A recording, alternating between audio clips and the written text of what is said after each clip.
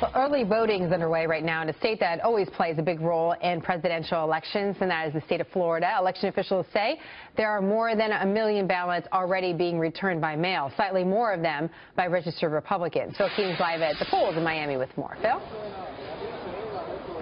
Hi, the line of early voters behind me here has been steady all day long. Current wait time, thanks to a nice gentleman at the front telling me it took him only 6 minutes to get from the back of the line to the front to cast his vote early.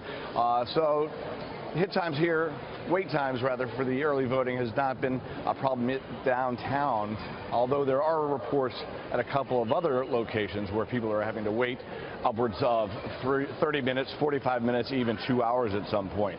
Now, 4 years ago it was a lot worse. That's when Florida saw super long lines and very long waits. The state since added more days to vote early, more locations, more voting machines, and more convenience overall. One woman tells us her voting today is her civic duty.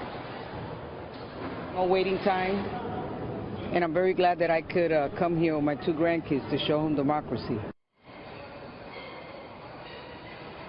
Democrat Tim Kaine hit several South Florida locations today, currently speaking at Florida International University, specifically stressing and urging voters to take advantage of early voting.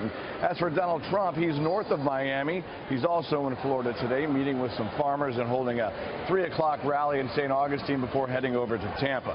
Now, around the country, 37 of the 50 states have early voting in person, and looking at the battleground states in particular, it's happening. Nevada started Saturday, North Carolina last Thursday, Ohio and Virginia began early voting mid-month, Missouri starts this Thursday, and Pennsylvania has no early voting at all. The popular vote casting convenience has also changed how presidential campaigns strategize. Strategy of the October surprise has changed in recent years. It's gone from let's get something out around Halloween to let's get something out in the first 2 weeks of October. Because if you're really going to hurt somebody's support, you have to do it before the polls open, which is now early. Also quite popular this year amongst Florida voters is mailing in their ballot. So far, more than 1 million have already done so. In fact, some local supervisors of elections anticipate the number of people who actually vote by mail this year could be higher than the number of people who take advantage of days like today, early voting. Jenna? Phil, thank you.